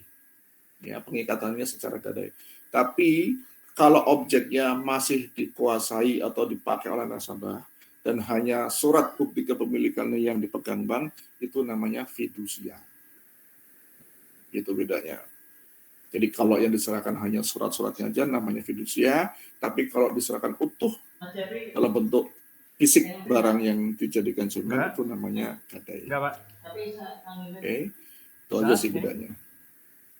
Ya, terus kemudian pengikatan gadai dilakukan dengan pembuatan akte gadai dan dapat dilakukan secara notaril maupun di bawah tangan. Jadi sebetulnya sebaiknya semuanya pakai akte notaris ya, tapi dalam hal tertentu yang mungkin nilainya nggak terlalu besar, karena notaris kan juga biayanya ya. Misalkan di bawah 1 juta, ada beberapa bank yang dia menggunakan pengikatan di bawah tangan atau bukan secara notarial, ya, yaitu dibuat akte internal bank tersebut. Ya, jadi pengertian di bawah tangan itu akte yang bukan notarial. Oke, yang terakhir fidusia.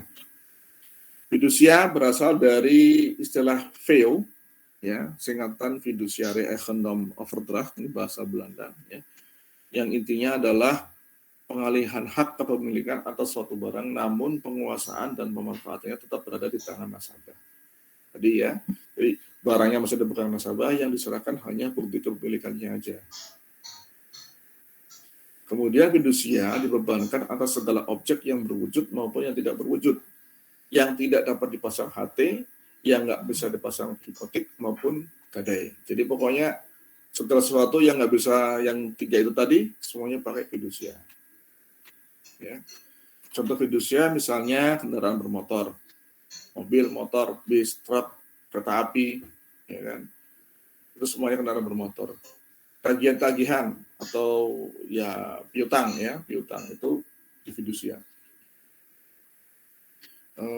Persediaan, kemudian mesin, ya, bangunan yang didirikan di atas tanah milik orang lain yang tidak dapat dibebani dengan ini secara undang-undang ada ya, ada bangunan yang didirikan di atas tanah milik orang lain yang tidak dapat dibebani dengan HT, ya, tapi secara praktik jarang, ya, sekarang apalagi ya, udah nggak ada. Kalaupun ada 1-2 lah, warisan zaman Belanda dulu, ya, tapi sekarang umumnya bangunan itu biasa didirikan di atas tanah yang legal. Ada HT, ada hak milik, HGU, HGW dan sebagainya. Itu kan semua bisa diikat secara hukumnya. Termasuk juga hasil dari benda yang menjadi objek fidusia. Termasuk klaim asuransi dari objek fidusia yang diasuransikan. Jadi contohnya misalkan begini, objek fidusianya mobil. Ya, kemarin ya kasus dia kecelakaan di tol itu, kalau dia masih kredit, masih minjem, masih ngangsur, pasti diasuransikan, ya. Nah, kalau ada klaim karena tadi kecelakaan, nah hasil dari klaim asuransi juga termasuk fidusia. Artinya apa? Itu jadi kesatuan dengan objek fidusia berupa mobil. Jadi kalau ada hasil klaim itu akan menjadi miliknya bank. Ya. Jadi hasil asuransi juga di fidusia juga. Ini contohnya mobil, motor, persediaan, mesin, kemudian ini surat berharga. Ya, ini contoh. Kemudian ketentuan mengenai fidusia ada di Undang-Undang Nomor 42 Tahun 99, ya. Jadi kalau kita bicara jaminan fidusia sudah ada undang-undangnya, ya. Bersifat aksesoris sama seperti yang lain, dibuat oleh notaris dalam bahasa Indonesia, dan kemudian notaris akan mengeluarkan atau menerbitkan surat yang namanya akte jaminan fidusia, ya. Kalau tadi yang HT namanya APHT, akte pengikatan hak tanggungan. Tapi kalau kalau fidusia namanya akte jaminan fidusia. Ya, sini Pak. Sama seperti APHT, akta notaris atau akte jaminan fidusia memuat segala sesuatu yang terkait dengan objek fidusianya, ya.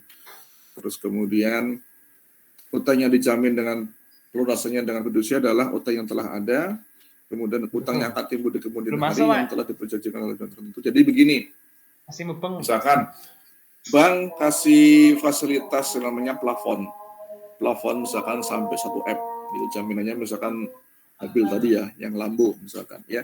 Maka kemudian objek fidusia itu meskipun sifatnya plafon ring, jadi kalau plafon itu belum semuanya dipakai, ya, makanya bertahap sesuai kebutuhan. Misalkan fasilitasnya 1 M, ya, tapi yang dipakai misalkan 100 juta dulu, kemudian nyusul 500 juta.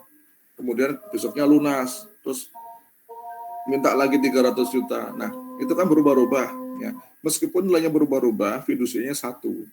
Kenapa? Karena di dalam klausulnya utang yang telah ada maupun utang yang nanti akan timbul, yang tergantung fasilitasnya, ya. Biasanya dipakai untuk yang tadi plafon ring. Jadi tidak mengikat satu jenis atau satu fasilitas saja. Itu maksudnya seperti itu.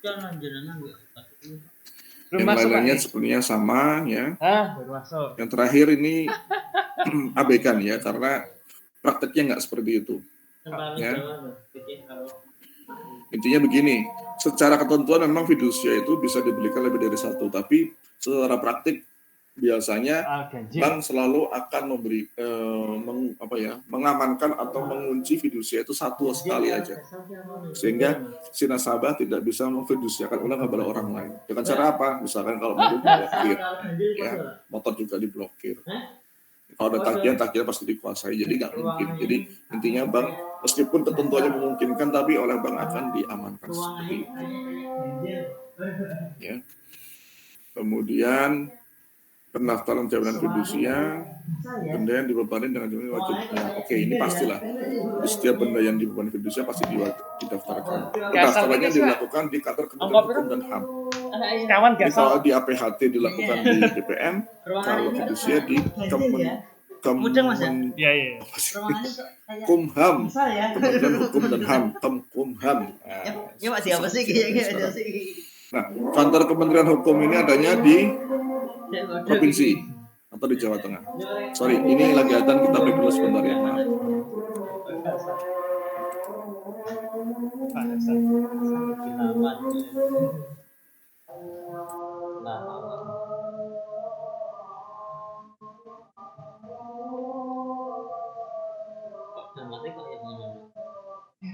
Kayak ini nggak?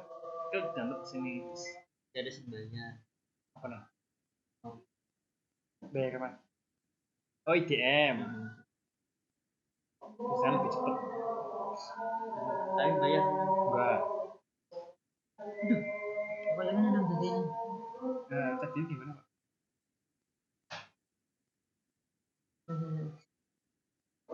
Lagi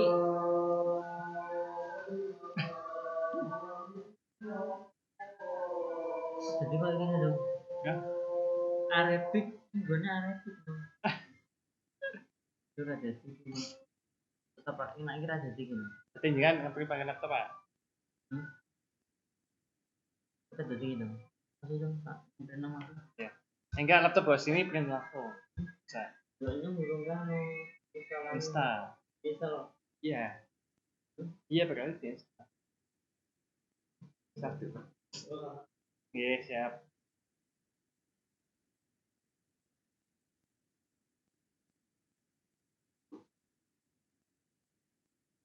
Tapi tetap dua versi apa nih? Kalau milik saya dengan kayak caranya di save as. Kalau dengan gimana sih? Panggilan itu.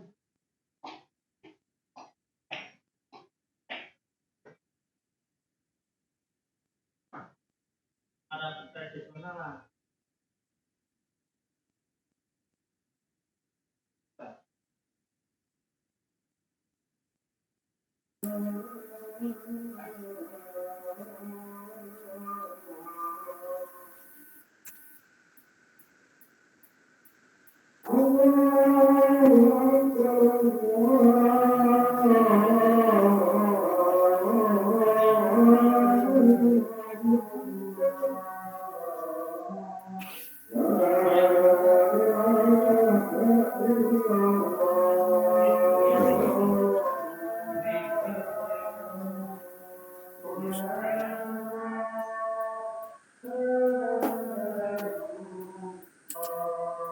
Oke, baik, saya lanjutkan ya. Maaf, saya pause dulu sebentar.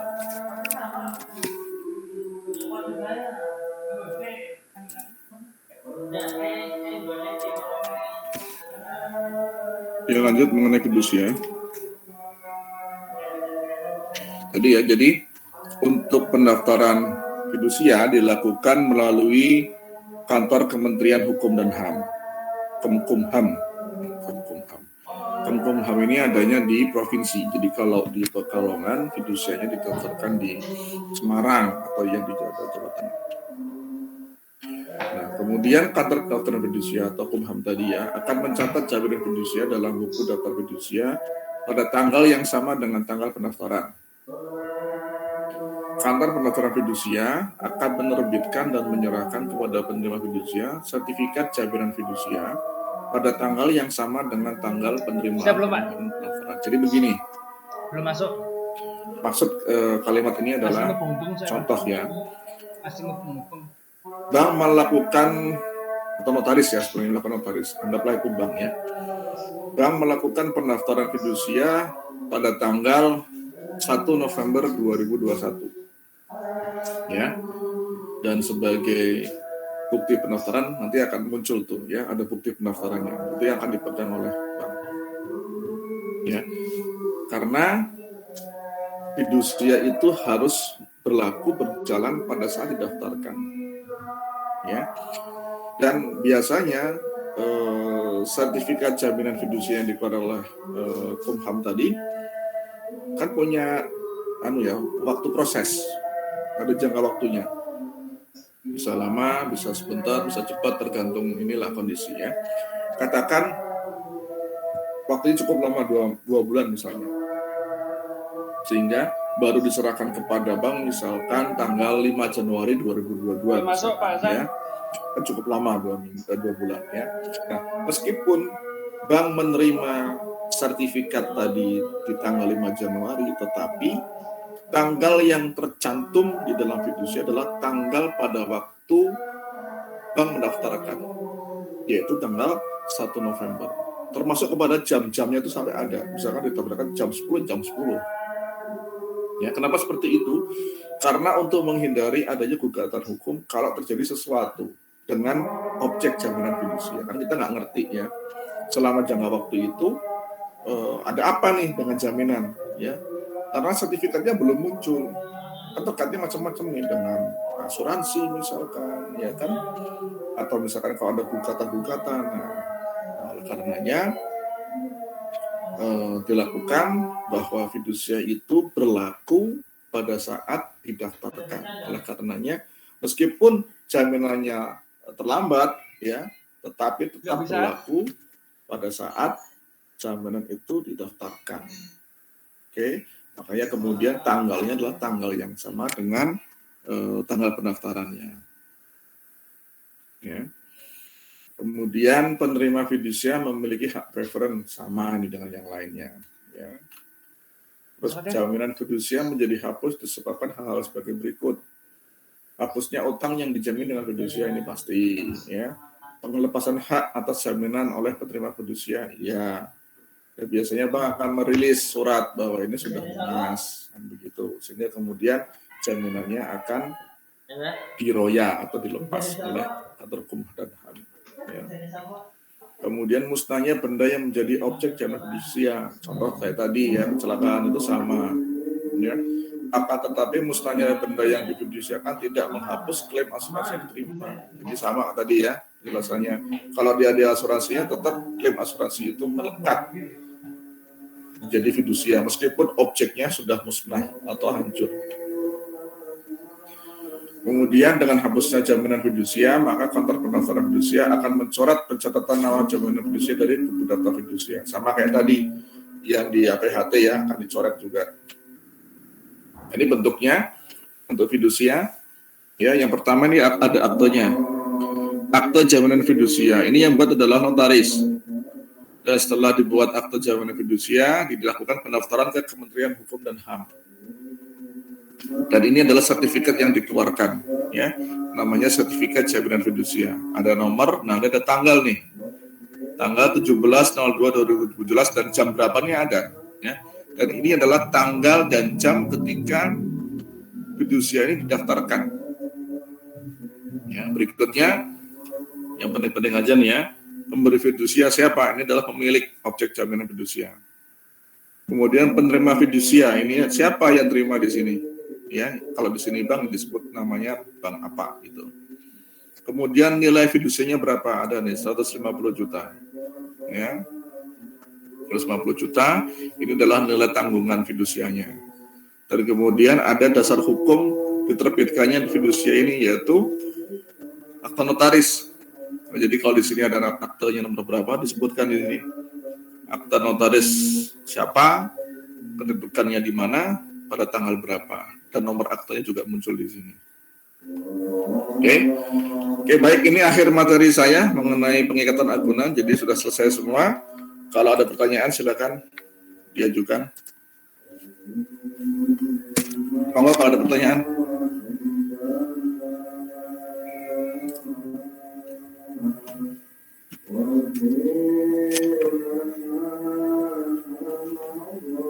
Ada pertanyaan kira-kira?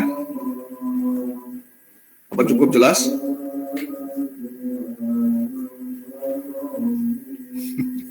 Pada kemana nih? Hilang semua. Jelas Pak. Jelas Pak. Oh cukup jelas, oke. Baik, kalau nggak ada pertanyaan mungkin saya akhiri aja ya. Mungkin setelah ini akan ada tugas ya, membuat paper mengenai bank muamalat ya.